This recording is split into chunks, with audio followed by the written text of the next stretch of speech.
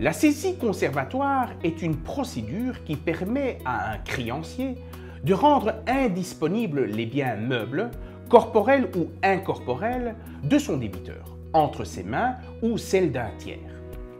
Comme son nom l'indique, cette saisie est purement conservatoire et permet d'empêcher le débiteur de se rendre insolvable en aliénant ses actifs.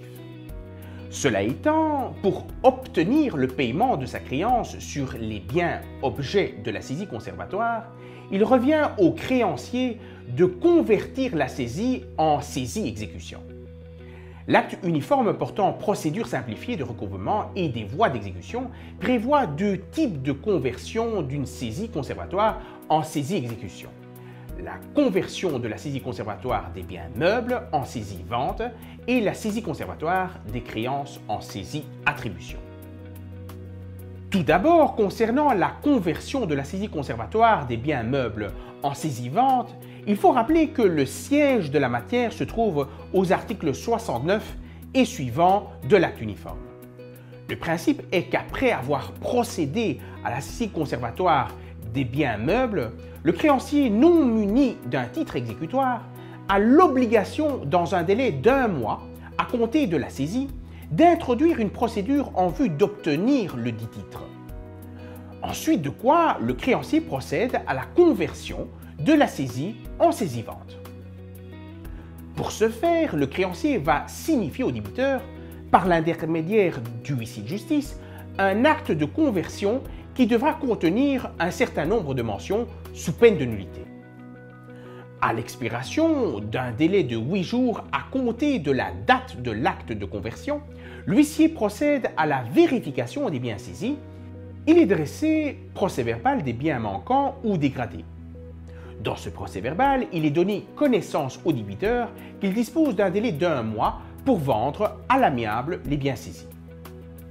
Ainsi, à défaut de vente amiable dans le délai prévu, il est procédé à la vente forcée des biens saisis selon la procédure prévue par la saisie-vente.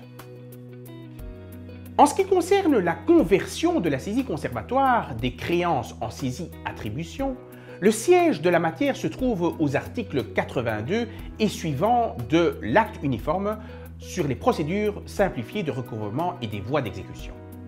Il faut savoir qu'une fois obtenu un titre exécutoire constatant l'existence de sa créance, le créancier doit signifier au tiers saisi un acte de conversion qui doit contenir les mentions prescrites à l'article 82 de l'acte uniforme, et ce, à peine de nullité.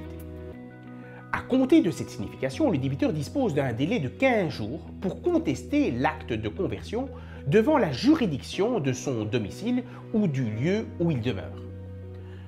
De plus, l'acte de conversion doit informer le tiers que la demande entraîne attribution immédiate de la créance saisie au profit du créancier. Là aussi, la conversion de la saisie conservatoire des créances en saisie-attribution fait intervenir un huissier de justice qui est responsable de cette conversion. En l'absence de contestation du débiteur, le tiers effectue le paiement au créancier ou à son mandataire en présentant un certificat du greffe attestant l'absence de contestation.